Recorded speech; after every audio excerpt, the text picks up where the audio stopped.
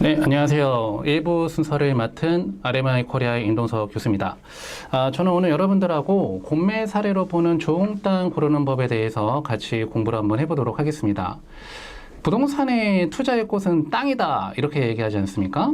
요즘에 가뜩이나 주택에 대한 규제가 많이 나오고 있는 그런 시장이라 여러분들 땅 투자하는 거에 대해서 관심 있는 분들이 많으실 것 같은데요. 이 좋은 땅을 고르는 법은 어떻게 여러분들이 골라내시면 되는가.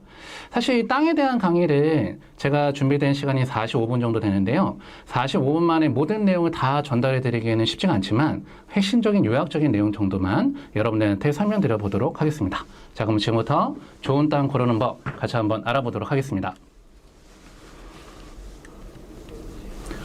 첫 번째 내용으로는 도시계획으로 보는 입지 분석에 대해서 여러분들과 같이 공부를 해보도록 하겠습니다. 이 땅 투자하실 때 여러분들이 많이 읽어보시면 좋은 게 이 도시계획을 읽어보시고 도시계획을 읽어보시는 게 중요하다. 이 도시계획을 읽어보고 땅에 사시는 거랑 안 읽어보고 땅에 사시는 거하고는 하늘과 땅 차이다, 이렇게 생각하시면 되겠습니다. 그렇게 된 도시계획을 읽어보시는 게 중요한데요. 보통 이 도시계획은 20년 단위로 이 도시계획이 발표가 되게 됩니다. 어떠한 도시를 20년 동안 어떻게 개발하겠다라고 하는 그런 개발 정보를 여러분들이 먼저 보실 수가 있다, 이렇게 생각하시면 되는데요. 여러분들이 이 도시계획들은 굉장히 종류가 많지만 그중에 대표적으로 여러분들이 읽어보시면 좋은 도시계획을 제가 세 가지를 이렇게 써놨어요. 첫 번째가 국토종합계획, 두 번째가 수도권 전비계획, 세 번째가 도시기본계획이 있습니다. 국토종합계획이라고 하는 거는 우리나라 국토를 앞으로 20년 동안 어떻게 개발하겠다라고 하는 그런 개발계획이고요. 수도권 전비계획은 우리나라 수도권을 앞으로 20년 동안 어떻게 개발하겠다라는 그런 개발계획. 마지막 도시기본계획은 어떠한 도시를 앞으로 20년 동안 개발하겠다라고 하는 그런 개발계획이다, 이렇게 생각하시면 되겠습니다. 이 국토종합계획과 수도권 전비계획은 국토교통부 홈페이지에 여러분들이 접속하시게 되면은 누구나 다 무료로 다운받으실 수가 있어요. 그래서 읽어보시는 것을 강력히 추천드리고, 이 도시기본계획 같은 경우는 각 시마다 발표가 되거든요. 그래서 그 시청 홈페이지에 여러분들이 들어가시면은 누구나 다 무료로 다운받으실 수가 있습니다. 근데 이게 20년 단위 개발계획이라고 말씀드렸잖아요. 하나 다운받아 보면은 그 양이 굉장히 많지 않겠습니까? 보통 한 계획당 다운받아 보면은 한 몇 페이지 정도 될까요? 요즘은 그나마 볼륨이 많이 줄어들어갖고 한 500페이지 정도밖에 안 돼요. 옛날에 막 1000페이지가 넘어갔거든요. 그러면 500페이지 가량 되는 그런 자료를 우리가 언제 다 읽어볼 수가 있는가, 이렇게 생각하실 수도 있지만 생각보다 글도 많지만 그림도 많아서 우리가 읽어보기엔 그렇게 어렵지가 않습니다. 그래서 여러분들이 특히나 부동산을 한번 구매해 보시려고 하실 때는 이 도시계획을 읽어보시는 게 굉장히 중요해요. 그래서 한번 다운받아서 읽어보시는 거를 강력히 추천해 드립니다. 그러면 지금 현재 발표가 되어 있는 도시계획에 대해서 여러분들과 같이 한번 알아보면요. 일단 국토종합계획은 제5차 국토종합계획까지 나와 있는데 2020년부터 2040년까지 우리나라 국토를 어떻게 개발하겠다라고 하는 그런 내용입니다. 이런 거 읽어보시고 어디에다 땅을 사시면 좋은지 공부를 해보시면 굉장히 좋겠죠? 보시게 되면은 비전 한번 봐볼게요. 모두를 위한 국토를 만들고 함께 누리는 삼터를 만들겠다, 이렇게 되어 있죠. 그래서 이 제5차 국토종합계획의 가장 큰 모토는 어느 한 지역이 낙후되지 않게 균형 발전을 하겠다라고 하는 게 제일 큰 목표입니다. 그러므로 인해서 6가지의 전략을 발표를 했는데요. 한번 읽어보시면 이제 좋은 말들이 많이 들어가 있죠. 사실 우리한테는 중요한 게 이게 아니라, 그래서 우리나라 국토를 균형 발전시키기 위해서 앞으로 어떠한 개발 프로젝트를 할 거냐, 그 내용이 중요한 겁니다. 그래서 우리한테 중요한 자료들은 이런 자료가 중요한 거죠. 바로 국가균형발전 프로젝트라고 해서 각 지자체에서 핵심적으로 개발하는 사업들이다, 이렇게 보시면 되겠어요. 총 사업비가 24조 원 이렇게 되어 있죠. 여러분들 이런 자료가 발표됐다라고 하면은 제일 먼저 찾아보시면 좋은 게 바로 뭐냐, 이런 개발 계획들 중에서도 예산이 큰 사업들부터 여러분들 찾아보시면 좋다. 아무래도 예산이 큰 사업들이라고 하면은 메모드급 프로젝트다, 이렇게 볼 수가 있겠죠. 그렇기 때문에 그 주변적인 부동산들은 호재가 많기 때문에 여러분들이 관심 한번 가져보시면 좋은데, 그중에서 눈에 띄는 그런 개발 프로젝트가 있다라고 하면은 이 남부 내륙철도라고 하는 개발 프로젝트가 있어요. 예산을 보니까 4조 7천억이다. 이 총 사업비에서 가장 많은 부분을 차지하고 있는 그런 개발 프로젝트죠. 이 남부 내륙철도라고 하는 건 바로 뭐냐면은 김천이라고 하는 도시에서부터 거제까지 철도를 새로 연결하는 개발 프로젝트를 남부 내륙철도 개발 프로젝트 이렇게 얘기를 합니다. 한창 공사 중에 있거든요. 그럼 앞으로는 그동안은 거제까지 한번 가보기가 굉장히 접근성이 떨어졌는데 앞으로는 거제까지 KTX 타고 놀러 갈 수가 있는 그런 철도길이 생긴다고 하는 거네요. 그럼 우리가 이런 개발 프로젝트가 발표됐다라고 하면은 거제시에 나오는 땅들을 좀 관심을 가져보시면 좋겠죠. 그래서 이런 도시계획을 읽어보시고 여러분들 땅을 보시는 거랑 안 읽어보시고 보시는 거하고는 차이가 많이 생깁니다. 한동안 그래서 거제시가 좀 핫했습니다. 그 다음에 여러분들이 읽어보시면 좋은 그런 도시계획이 바로 뭐가 있냐면은 바로 수도권 정비계획이 있어요. 우리나라는 앞으로 인구가 감소하는 국가다 이렇게 얘기를 하지 않습니까? 인구가 감소하기 시작하는 국가의 가장 크게 나타나는 부동산적인 특징은 양극화가 심해진다는 거예요. 지금 벌써 양극화가 심해져서 서울 아파트 가격하고 지방 아파트 가격하고 많은 차이가 보이고 있는데 앞으로는 그게 더 심해질 수밖에 없는 그런 구조입니다. 그러면 이제 양극화가 심해진다고 하는 거는 지방의 인구가 감소하기 시작하면은 어디로 그 인구가 집중될 수밖에 없냐면은 수도권으로 집중이 될 수밖에 없다라고 하는 내용이죠. 그렇기 때문에 우리가 이 수도권 정비계획에 대한 내용을 여러분들 알고 부동산을 한번 구매해 보시면 좋은데요. 이 수도권 정비계획에 대한 내용은 이런 내용이 있습니다. 우리나라 수도권을 갖다가 4가지 벨트로 나눠서 집중적으로 정비를 하겠다라고 하는 그런 내용인데요. 북쪽을 평화 경제 벨트, 새롭게 일자리, 산업단지를 많이 조성하겠다. 그다음에 동쪽을 생태 관광 휴양 벨트, 그다음에 수도권 남쪽을 스마트 반도체 벨트, 그다음에 수도권 서쪽을 국제 물류 첨단 산업 벨트로 이제 지정을 해갖고 앞으로 계속해서 관리를 하겠다. 이렇게 4가지 벨트가 발표됐다고 하면요. 여러분들이 이 벨트 중에 한 벨트를 고르셔야 돼요. 우리가 어떠한 땅을 살려고 하실 때는 모든 지역의 물건을 다 살 수는 없잖아요. 그래서 여러분들이 가장 투자 가치가 있어 보이는 그런 지역을 갖다 선점해서 그 지역을 여러분들이 우선적으로 공부하시는 게 중요하겠죠? 항상 투자에서는 선택과 집중이 중요하기 때문에 그런 겁니다. 그럼 여러분들은 같은 투자 금액이 있다라고 하면은 이 4가지 벨트 중에 어디에다가 부동산을 한번 구매해 보시겠습니까? 평화 경제 벨트에다가 구매를 해 보시겠어요? 생태 관광 휴양 벨트에다 구매를 해 보시겠어요? 아니면 스마트 반도체 벨트, 국제 물류 첨단 산업 벨트 어디를 좀 관심을 가져보시면 좋을까요? 그래도 아직까지 우리나라가 반도체가 가장 좀 유명한 나라이기 때문에 많은 투자자들이 선택한 거는 이 스마트 반도체 벨트를 많이 선택을 한 거죠. 그렇기 때문에 이 스마트 반도체 벨트라고 하는 거는 대기업의 반도체 공장을 연결해서 짓는 개발 사업입니다. 그런 지역으로 들어가는 우선 지역들은 여러분들이 관심을 가져보시면 좋겠죠. 그 중에서도 가장 거점 도시로 될 지역이 바로 경기도 용인이라고 하는 도시인데요. 그러므로 인해서 작년 2024년도 우리나라에서 집값이 가장 많이 땅값이 제일 많이 올라간 지역이 바로 용인시입니다. 그래서 용인시로 들어가는 그런 땅 같은 것들 여러분들 관심 한번 가져보시면 좋지 않을까 이렇게 생각이 듭니다. 여러분들 이런 개발 프로젝트들을 한 번씩 잘 읽어보시고 물건을 구매해 보시면 좋겠죠.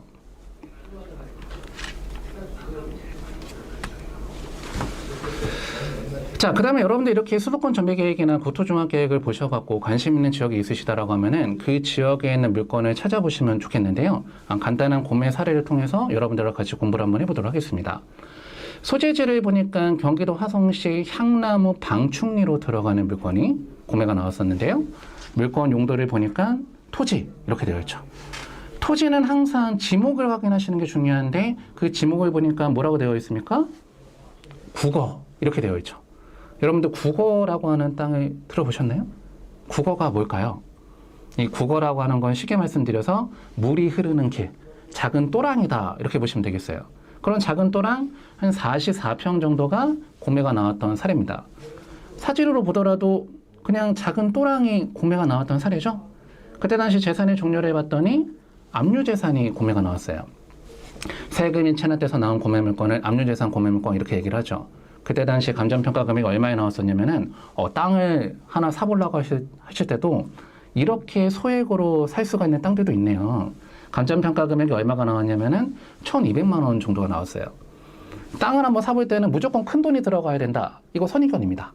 좀 작은 금액으로 살 수가 있는 그런 땅들도 많이 있거든요. 그래서 압류재산이 나왔는데 가격이 1,200만 원 정도 됐다. 그러면은 소액으로 한번 땅을 사볼 수가 있으니까 물건이 괜찮아 보이는데 그러면 이 땅을 우리가 구매를 해도 좋을까 안 좋을까? 그게 궁금하다라고 하면요. 이 화성시에 있는 땅이기 때문에 이 화성시 도시기본계획을 한번 읽어보시고 여러분들이 구매 의사를 결정해 보시면은 좋은 방법이 되겠죠. 제가 먼저 읽어봤기 때문에 그 화성시 도시기본계획에 대한 내용을 설명을 드려볼게요. 이게 바로 화성시 도시기본계획에 대한 내용입니다. 화성시청 홈페이지에 들어가시면은 여러분들도 누구나 다 다운받아 보실 수가 있는데, 앞으로 이 경기도 화성시라고 하는 지역은 6개의 도심을 거점 도심으로 개발하겠다. 집중적으로 개발을 많이 하겠다라고 하는 그런 내용이에요. 이렇게 6개의 거점 도심이 발표가 됐다라고 하면은 여러분들 관심 한번 가져보시고 6개의 도심들 위주로 공부를 한번 해보시면 좋다라고 하는 내용이죠. 그럼 우리가 지금 보고 있는 향남이라고 하는 지역은 어떠한 이슈가 있는 도심인가 봤더니요. 향남 도심은 4차 산업의 활성화 거점 기능을 수행하는 도시로 앞으로 만들겠다 이렇게 되어 있고요. 여기서 중요한 내용 중에 하나가 그럼으로 인해서 복합 환승센터를 구축을 하고 신안산선이라고 하는 지하철, 여의도까지 연결되는 그런 지하철입니다. 그 지하철을 향남까지 연장 개발을 하고 그럼으로 인해서 철도의 환승 체계를 조성하겠다 이렇게 되어 있죠. 그렇기 때문에 이 경기도 화성에서 이 향남이라고 하는 지역은 앞으로 교통의 호재가 많은 지역입니다. 특히나 교통의 호재에서도 철도 개발의 호재가 많은 데가 향남이에요. 땅은 철기에 따라서 가격이 오른다. 이런 말씀도 들어보셨나요? 네. 그렇기 때문에 철도가 새롭게 개발되는 지역이라고 하면은 여러분들 관심 한번 가져보시면 좋은데 그런 내용도 화성시 도시기본계획 내용 안에 포함이 되어 있어요.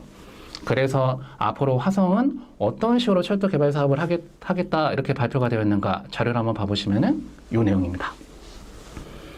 자료를 보시니까 앞으로 화성에 철도가 모이는 도시들이 있잖아요. 그런 도시들은 우리가 좀 알아놓으면 좋겠고 그런 지역에는 땅을 한번 구매해보면 좋지 않을까요? 총 3군데가 있는데 여러분들 그림에서 보셨을 때 거기가 눈에 들어오시나요? 어디가 눈에 보이십니까? 경기도 화성에 앞으로 철도길이 모이는 도시가 3군데가 있네요. 보니까 첫 번째가 동탄, 두 번째가 병점, 마지막 3번째가 우리가 지금 공부하고 있는 향남이네요. 특히나 이 향남 같은 경우가 철도가 가장 많이 모이는 그런 도시가 되기 때문에 철도 개발의 호재가 좋은 지역이 향남입니다. 보니까 지금 향남역에는 서해선이라고 하는 철도가 얼마 전에 개통이 됐거든요. 고속철도 다니고 있는데 여기에 추가적으로 신안산선도 향남으로 들어가고 신분당선도 향남으로 들어가고 나중에 우정산업단지에서 향남까지 연결되는 고속철도도 향남으로 들어간다. 그러다 보니까 나중에 이 향남이라고 하는 도시가 화성에서는 철도의 메카가 될 수가 있는 그런 도시가 될 수가 있겠네요. 그럼 우리가 관심 한번 가져보기 좋은 지역은 향남역이 있는 그 인근 지역에 있는 부동산들은 관심 한번 가져보면 좋겠다. 그래서 그때 당시 나왔던 요 물건이 국어가 나오긴 했지만요. 어떠한 위치에 나왔던 물건인가 지도를 같이 한번 보니까 위치 여기입니다. 아까 전에 제가 말씀드렸던 향남역 인근 지역에 나와 있는 방충리에 소재하고 있는 땅이 구매가 나왔었던 거죠. 근데 향남역을 갖다 나중에 교통의 메카로 만든다.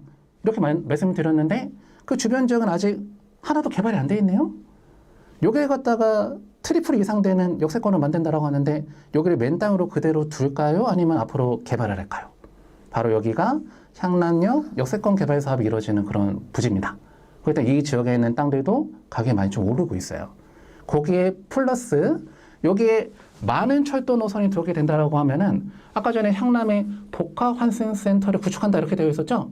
그 복합환승센터를 구축하면서 복합 용도로 개발되는 그 지역이 바로 어디냐면은 이 방충리 일대입니다. 그렇기 때문에 여러분들이 향남에 방충리 일대의 땅이 나오거나 그 근처에 있는 땅이 구매로 나오면은 관심을 좀 가져보시면 좋겠다. 그런 내용들이 바로 해당 땅의 토지 이용 계획 확인원에 포함이 되어 있었던 거죠.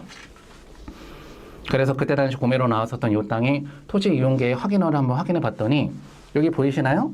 해당 땅 국어로 들어가는데 자연녹지지구로 들어가면서 포인트 복합개발진흥지구로 들어간다. 그러면 여러분들이 이 땅을 하나 구매로 낙찰 받아 놓으면은 이 지역의 때가 개발이 된다라고 하는 거고 나중에 수용당해서 보상을 받을 수가 있는 땅이 구매로 나왔다. 이렇게 이해를 하시면 되겠네요. 그러다 보니까 한번 낙찰을 받아보기가 좋은 그런 물건이 구매가 나왔던 거죠. 그래서 이 물건이 그때 당시에 구매로 낙찰이 됐는데 그 낙찰 결과를 한번 보도록 하겠습니다. 몇 명이나 이 차를 들어왔는가. 그 결과를 봤더니 가히 충격적이에요. 입찰이 몇 명이 들어왔습니까? 와, 111명이나 입찰을 들어왔어요. 굉장히 핫했던 땅입니다. 그렇죠?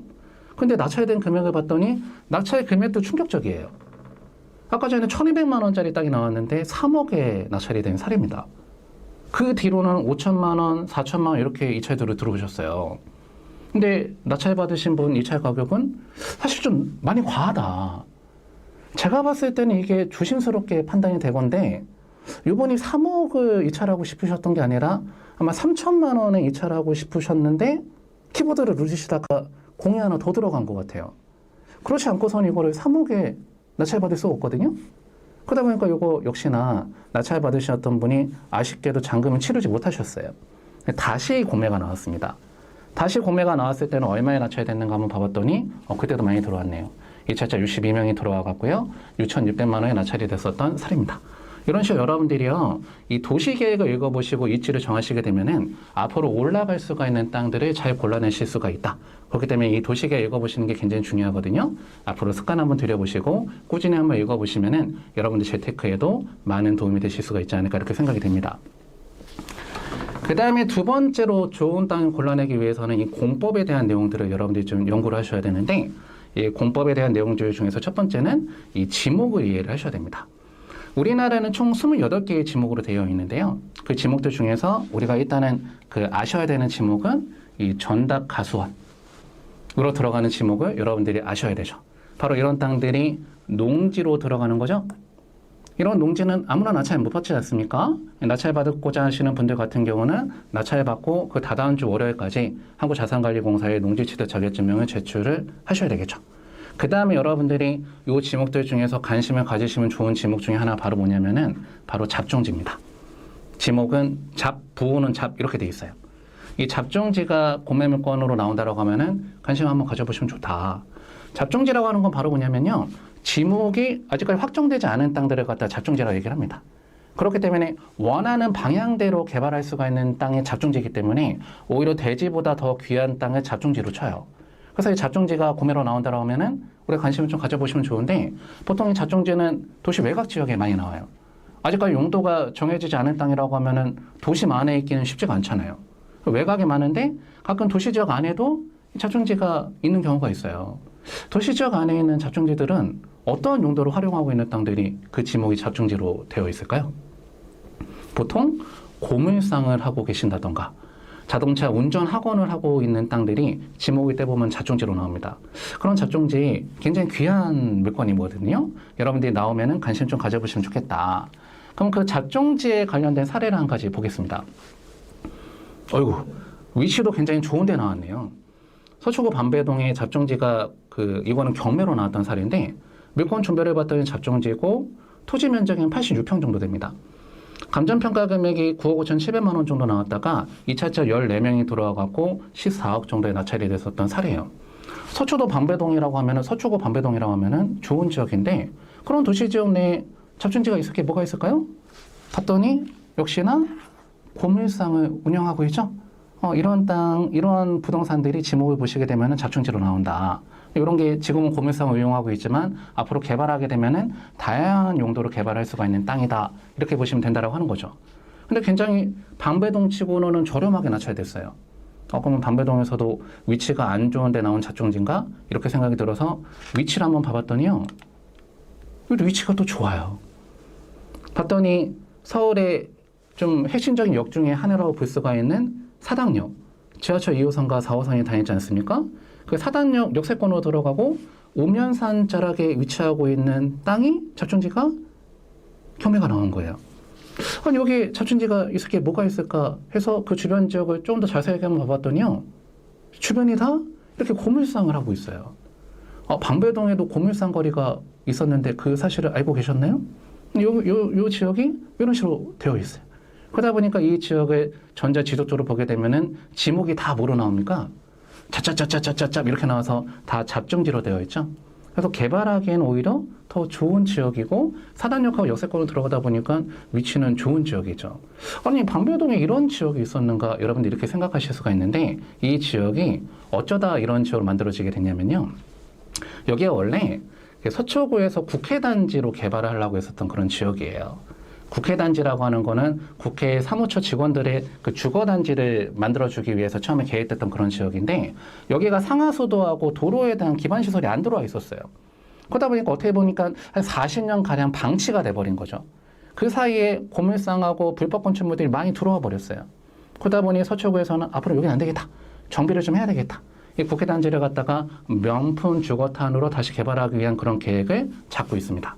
그래서 지금 계속해서 개발이 이루어지고 있거든요.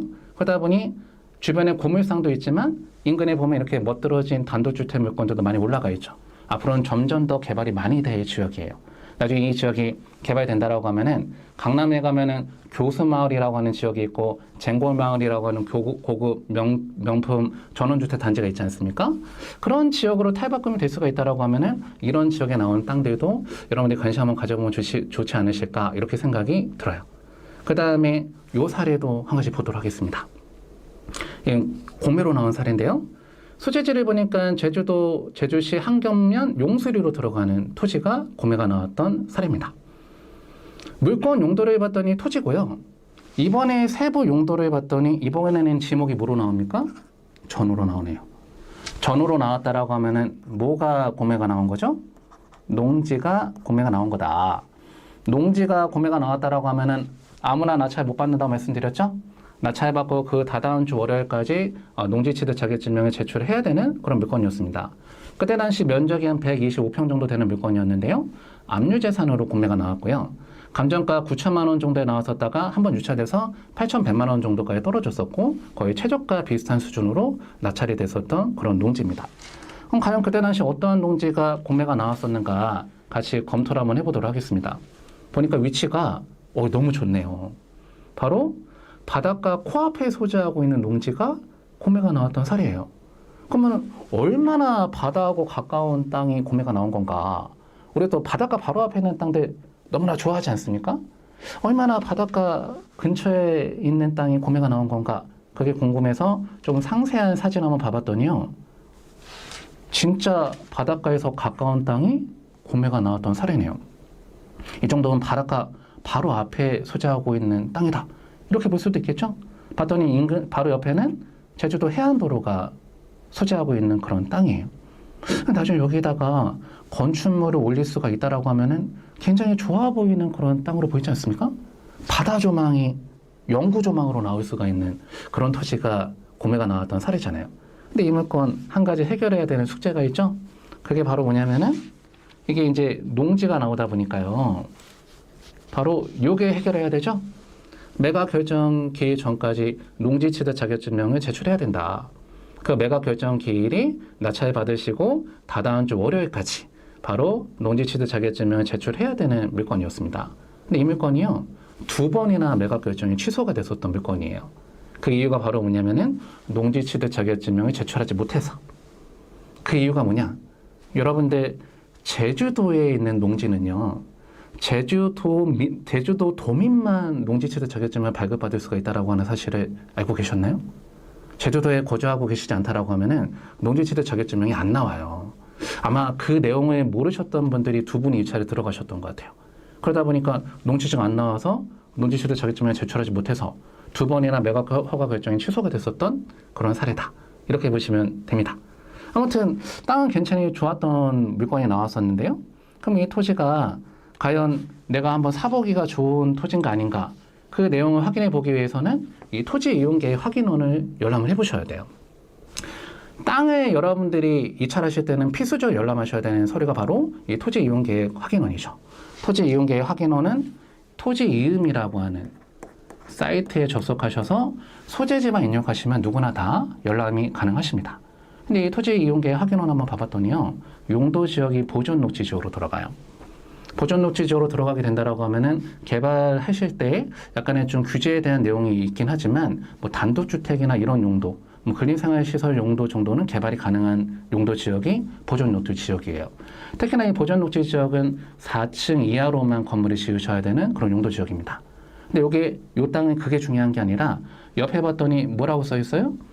특화 경관지구라고 써 있어요. 바로 바닷가 바로 앞에 있는 그런 땅이었었잖아요.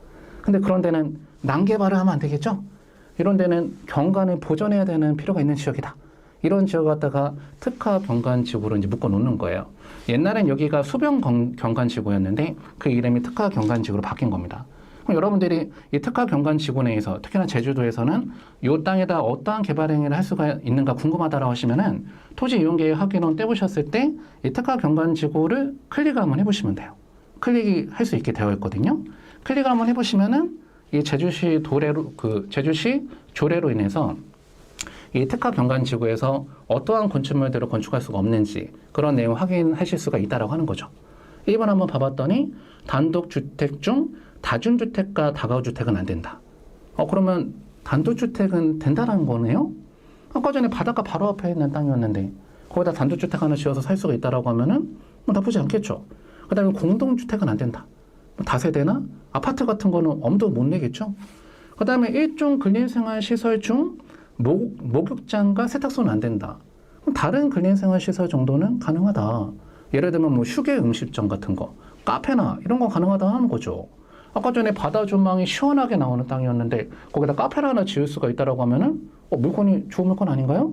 그 다음에 뭐 이종 근린생활시설 중 뭐 골프 영수장 이런 것들은 안 된다라는 그런 내용들을 우리가 확인해야 되겠죠. 거기에 추가적으로 들어가는 내용이 바로 뭐냐면은 이 자연경관지구랑 해안변에 지정된 특화경관지구는 층수 규제가 있네요. 건물을 짓는다 하더라도 몇 층 이하로만 지어야 된다? 2층 이하로만 지어야 된다. 아까 전에 보존노지 지역은 4층 이하까지 지을 수가 있다고 말씀드렸는데 이 땅은 안 되네요. 2층까지만 지을 수가 있고 그 다음에 연면적 합계는 1000제곱미터 미만이어야 되는데 해안변에 지정된 특화경관지구는 500제곱미터를 초과할 수가 없다 이렇게 나와 있죠. 이런 내용들을 우리가 확인해서 이차를 하시는 게 주요하겠죠. 근데 이 땅은 이러한 내용이 들어가 있으면 그래도 적어도 바닷가 바로 앞에 있지만 2층짜리 건물을 지을 수가 있고요. 단독주택이나 카페 정도도 할 수가 있는 그런 땅이니까 좋아 보이잖아요. 근데 이 땅은 마지막 포인트로 여러분들 보셔야 되는 그 내용이 뭐가 있었냐면요. 바로 이 내용이 있어요. 근데 이 땅은 제주도의 절대보전 지역으로 들어간다. 이런 내용 우리가 모르고 이차하면 안 된다라고 하는 거죠. 이 절대보전 지역이라고 하는 건 바로 뭐냐면요. 우리나라의 아름다운 섬 제주도라고 하는 섬에는 그린벨트가 없다라는 사실을 알고 계셨나요? 개발제한구역이 없어요. 제주도에는. 그 개발제한구역을 대신하는 용도지역이 바로 절대보전지역입니다. 이 보전지역은 상대보전지역, 절대보전지역 이렇게 나눠져 있는데 이 절대보전지역으로 들어가는 땅이 그린벨트랑 똑같아요. 개발이 안 됩니다. 그러다 보니까 아까 전에 단독주택이나 카페를 한번 지어보면 좋지 않았을까 이렇게 생각이 되실 수가 있는데 그런 개발 행위를 못하는 땅이란 말이에요. 그러다 보니 많은 이찰자가 들어가지 않고 저렴한 금액에 낙찰이 될 수 있었던 사례입니다. 우리가 이런 내용들은 꼼꼼하게 따져보고 이찰하셔야 되겠죠? 근데 아까 전에 사진을 봤을 때는 옆에 건물이 하나 있지 않았습니까? 아까 건물이 하나 있었는데 이 건물이 하나 있었잖아요. 여기는 건물 지을 수가 있는 땅 아닙니까? 이렇게 생각하실 수 있는데 여기 이제 일반 건물이 아니고요. 이게 해안 초소입니다. 해안 초소. 근데 지금 운영하지 않는 해안 초소예요. 그렇기 때문에 일반적인 건축물을 여기다 못 짓는다라는 거죠. 그래서 참 조망이 좋아 보이는 그런 땅이었는데 사실 낙찰 받으면은 아무 행위도 못 해요. 그렇다고 여기다가 뭐 농사를 지을 수가 있는 것도 아니잖아요. 바닷가 바로 앞에 있는 땅이라. 그렇기 때문에 사실은 이 투자적인 관점에서 봤을 때는 조금 그렇게 좋지 않은 땅이지 아니었는가, 좋지 않은 그런 땅이 나왔던 사례입니다. 여러분들이 땅을 고르실 때는 이렇게 다각도로 여러분들이 보시면서 땅을 고르셔야지 좋은 땅을 골라내실 수가 있어요. 마지막으로 여러분들이 공법적인 분석에서는 용도 지역을 보셔야 되는데요. 여기서 시간 관계상 여러분들이 알아두시면 좋은 용도 지역 몇 가지만 알려드리도록 하겠습니다. 일단 우리가 살고 있는 도시 지역에는요. 주거지역, 상업지역, 공업지역, 녹지지역 이렇게 네 가지 용도지역으로 용도지역이 구분이 되어 있는데요. 그 주거지역 안에서도 용도지역은 세분화가 되어 있습니다. 바로 전용 주거지역, 일반 주거지역, 준주거지역 이렇게 나눠져 있는데요. 여기에서 여러분들이 땅을 사시기가 가장 좋은 용도지역은 바로 뭐냐면은 준주거지역입니다. 땅을 고를 때 좋은 땅이다 안 좋은 땅이다를 여러분들이 판단하시는 기준은 바로 용적률로 잡으셔도 괜찮아요. 용적률이 높으면 높을수록 그 땅에다가 개발할 수가 있는 면적이 커진다라고 하는 말입니다. 그래서 용적률이 높을수록 건축물을 갖다 높이 지을 수가 있고 많이 지을 수가 있으니까 그만큼 수익은 극대화가 되겠다 이렇게 생각하시면 된다라고 하는 거죠. 그런데 그런 주거 지역에서 용적률이 제일 높은 땅이 바로 준주거 지역이고요. 준주거 지역으로 들어가는 용도 지역은 주거 용도랑 상업 용도를 복합적으로 용도 개발할 수가 있는 지역입니다. 용적률도 500%나 되죠. 그렇기 때문에 이런 준주거 지역으로 들어가는 땅들을 우리가 관심을 가져볼 필요가 있습니다. 그 다음에 이 전용 주거 지역으로 들어가는 용도 지역은 말 그대로 주거 용도로만 개발을 해야 되는 그런 지역이다. 그 중에서도 1종 전용 주거 지역은 단독주택 위주로 개발해야 되는 전용 주거 지역이고요. 제2종 전용 주거 지역은 공동주택 위주로 개발할 수가 있는 전용 주거 지역이다. 근데 이 1종 전용 주거 지역으로 들어가는 용도 지역은 이 주거 지역으로 들어간 용도 지역들 중에서 용적률이 제일 작아요. 건물을 높게 못 지어요. 그 다음에 용도도 단독주택 말고는 다른 용도는 개발 거의 안 됩니다. 그러다 보니까 여기는 단독주택 용도로 한정이 되어 있는 그런 지역이죠. 근데 이걸 갖다 제가 반대로 뒤집어서 말씀드리면은 1종 전용 주거 지역에 갔더니 높은 층수의 건물이 없고요. 거의 대부분이 단독주택만 들어와 있고 뭐 냄새가 많이 나는 상가나 소리가 시끄럽게 나는 상가 그런 것들이 잘 안 들어와 있어요. 반대로 말씀드렸을 때 이런 1종 전용 주거 지역은 주거지로 살기에는 어떨까요? 오히려 쾌적하다. 그러다 보니까 오히려 이런 1종 전용 주거 지역은 부자들이 많이 모여서 살아요. 우리가 이제 드라마 같은 거 보다 보면은 재벌들이 대저택을 지어서 사는 동네들이 있잖아요. 대표적으로 어떤 동네들이 있습니까? 여러분들 기억나시는 동네들이? 대표적이면 뭐 종로의 평창동, 뭐 용산의 한남동 그런 데들이 1종 전용 주거 지역으로 들어가요. 그런 지역들도 꾸준한 수요가 있기 때문에 우리가 관심을 가져보시면 좋겠죠? 거기에 관련된 사례 간단하게 하나만 보고 넘어가 보도록 하겠습니다. 소재지를 보니까 서울특별시 종로구 평창동으로 들어가네요. 옛날부터 유명한 부자 동네죠. 거기에 재산의 종류를 봤더니 우리가 제일 좋아하는 재산이 나왔어요. 공유재산.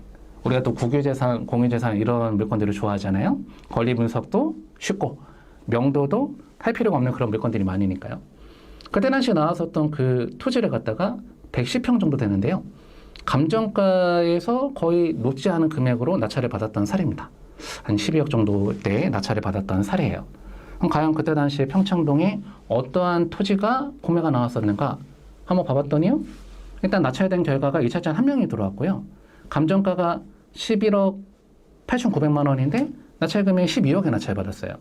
비교적 뭐 저렴한 금액에 낙찰을 받았죠. 위치를 한번 봐봤더니 평창동에 단독주택들이 많이 단독주택들이 많이 밀집되어 있는 그 지역, 이 부자 동네 내에 나왔었던 땅이 구매가 나온 거죠. 구매가 나왔을 때는 당연히 용도 지역을 봤더니 일종 전용 주거 지역으로 들어가는 용도 지역이죠. 그때 당시 나왔던 토지 사진 한번 봐봤더니 이런 땅이 그때 당시 그 구매가 나왔어요. 근데 이 땅에 낙찰 받으신 분이 이 땅 위에다가 이런 식으로 단독주택을 개발하신 거죠. 단독주택을 개발해서 나중에 이 단독주택을 매각을 했는데요. 아까 땅을 10억에 낙찰 받았잖아요. 나중에 전체를 매각했을 때는 얼마에 매각을 했는가? 그 결과를 한번 살펴봤더니 얼마 전에 2025년 6월 30일 날 매각을 하셨네요. 얼마에 매각이 됐습니까? 바로 31억에 이 주택을 팔았죠. 그렇죠? 총 연면적을 봤더니 88.8평 정도 돼요. 평창동에 있는 주택들은 고가주택이기 때문에 평당 건축비가 천차만별입니다. 그래도 조금 좀 러프하게 한 평당 1,000만 원 정도 들어갔다 계산한다고 하더라도 공사대금 한 9억 정도 들어가지 않았겠습니까? 근데 아까 전에 토지를 12억에 낙찰받고요. 9억의 공사 비용이 들어갔다라고 하면은 총 금액이 21억 정도 되는데 나중에 31억 정도에 매각을 했다라고 하면은 어느 정도 차익을 볼 수가 있었던 물건이죠. 바로 평창동이라고 하는 인기 지역에 토지가 나왔었기 때문에 가능했던 사례가 아닌가 이렇게 생각이 됩니다. 그래서 여러분들이 이 용도 지역을 확인하시고 물건을 입찰해 보시는 게 중요해요. 그다음에 또 특히나 여러분들이 좀 관심을 가지시면 좋은 용도 지역이 바로 중공업 지역입니다. 서울의 중공업 지역으로 들어가는 용도 지역들이 여러분들이 땅을 한번 사보시기가 좋은 지역들이 많은데요. 앞으로 이 서울의 중공업 지역은 용적률이 400% 이하 이렇게 되어 있는데 그다음 서울에다가 중공업 지역에다 아파트를 지을 때는 이 용적률이 중공업 지역은 400% 이하인데 최대 용적률까지 인정을 안 해줬어요. 요즘에 서울시에서 그 규제를 대폭 풀어준다라고 합니다. 중공업 지역에다 아파트 개발 사업을 하게 되면은 최대 용적률까지 허용을 해준다. 그럼 이 중공업 지역으로 들어가는 그 용도 지역으로 들어가는 그런 지역들을 우리가 알아두면 좋겠죠. 대표적으로 들어가는 데가 서울의 성수동, 물레동, 구로동 이런 동네들이 중공업지역으로 들어가거든요. 그런 데들은 재건축 아파트가 나온다고 하더라도 우리가 한번 기대를 한번 해봐도 좋겠다. 이렇게 생각하시면 되겠습니다. 시간 관계상 두 번째 사례는 넘어가고 이 내용을 한번 공부를 한번 해볼게요. 바로 농지연금과 산지연금. 이 농지연금과 산지연금에 대해서 많은 분들이 관심을 가지고 계시는데요. 이 농지연금과 산지연금을 여러분이 신청하시려고 하면은 어떠한 요건들이 필요한가 그 내용들 위주로 공부를 한번 해보도록 하겠습니다. 일단 농지연금을 신청하시려고 하면요. 일단 농업인으로 들어가야 되고요. 나이 제한이 있으세요. 만 60세 이상이 되셔야 되고 영농 경력이 5년 이상 되셔야 됩니다. 근데 이 영농 경력은 평생의 경력을 합산한다 이렇게 되어 있죠. 그렇기 때문에 평생 동안 5년 이상만 농사를 지으시면 된다. 근데 산지연금은 좋은 게 바로 뭐냐면요. 이런 요건이 없어요. 임업인이 아니어도 되고 연령 제한도 없다. 그러다 보니까 산지연금도 굉장히 괜찮은 그런 여러분들이 연금 받을 수가 있는 방법이 될 수가 있지 않을까 이렇게 생각이 되는데 이 대상지 요건이 좀 까다로워요. 농지연금을 받으시려고 하면 반드시 지목은 딱 가서 농지로 들어가야 되고요. 경작이 가능한 농지여야 된다. 경작이 안 되는 그런 농지라고 하면 농지연금 신청 대상이 안 되고요. 그 다음에 저당권 등 그 제한 물건이 설정되어 있다라고 하면 농지연금 신청이 안 되고요. 여기가 포인트입니다. 소유권 이전 2년 이후 2년의 보유기간이 필요하다. 그 다음에 공유토지는 안 됩니다. 부부 공동명의로 갖고 있는 농지라고 하면 되는데 다른 사람과 공동소유로 갖고 있는 농지라고 하면은 그런 농지는 농지연금 신청 대상이 안 돼요. 그런데 이 대상지 요건이 이 농지연금보다 산지연금이 더 까다로워요. 산지연금이 자격 요건은 별로 없는데 대상지로 들어가기 어려워요. 보니까 배투대간 보호구역 또는 수자원 보호구역, 유전자원 보호구역으로 들어가는 지역은 안 된다 이렇게 되어 있죠. 그 다음에 구그림 인근에 있는 그런 임야들을 갖다가 우선해서 매수해서 산지연금을 대상자로 지정을 합니다. 그래서 거리가 가까울수록 그 면적은 좀 작아지거든요. 1km 이내로 들어간다라고 하면 1헥타르 이상, 1000제곱미터 이상, 1.5km 이내로 들어가면 2헥타르 이상 이런 식으로 구규림 인근에 접해 있는 땅들이 산지연금의 우선 대상지가 돼요. 여러분들이 산지를 하나, 임야를 하나 사시면서 산지연금 대상이 되시는지 안 되시는지가 좀 궁금하다라고 하면은 인근에 구규림이 인접해 있는지를 확인해 보시는 게 중요하겠죠? 그럴 때는 여러분들이 등기부등본 한번 떼보시는 것도 하나의 방법이지만 여러분들한테 유용하게 쓸 수가 있는 사이트 하나 알려드릴게요. 바로 디스코라고 하는 사이트를 이용하시게 되면은 바로 옆 땅에 있는 소유권자가 누구의 소유인지까지는 알 수는 없는데 개인 소유인지 국가 소유인지 정도는 확인할 수가 있습니다. 그런 거 여러분들 확인하셔갖고 산지연금 대상지를 한번 골라보시면은 좋은 내용이 되겠죠. 그 다음에 중요한 게 경사도가 30도 이하여야 돼요. 경사도가 너무 가파른 그런 임야는 관리하기 힘드니까 산지연금 대상이 안 된다. 그 다음에 암석지 또는 성역지. 암석이 많거나 돌산이면은 안 된다. 5% 이하여야 된다. 그 다음에 저당권이나 임목등기 같은 게 설정되지 않아야 되고요. 중요합니다.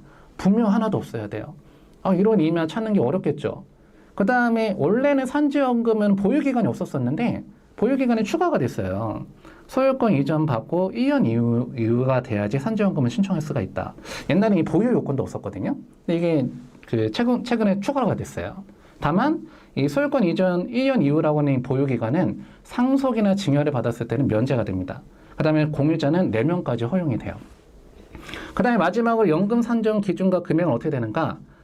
농지연금은 공시지가의 100%의 농지가액에 연금이 산정이 되던가 아니면 감정평가금의 90% 금액 기준으로 농지연금의 그 금액이 결정되게 됩니다.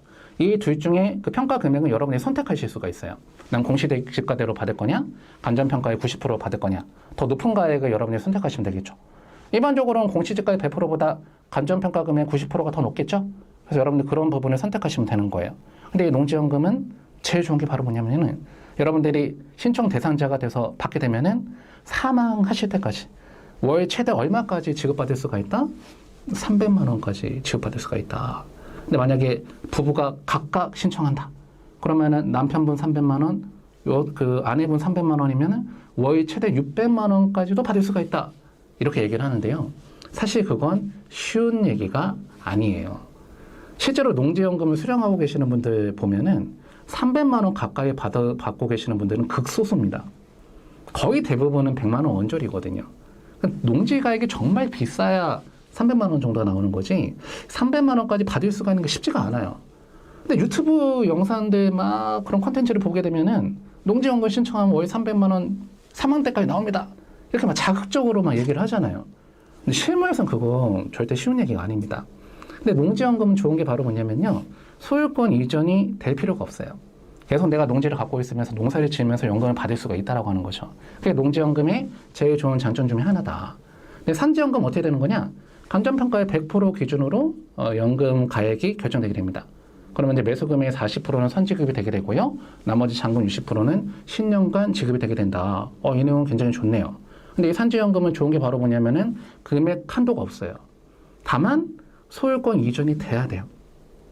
산지연금 여러분이 신청하시려고 하면요. 이제 소유권 이전을 해줘야 된다. 그러면 여기에서 우리가 한 가지 좀 생각해 봐야 되는 부분이 뭐가 있냐면요. 소유권 이전이 돼야 된다라고 하면은 양도소득세를 걱정을 하셔야 돼요.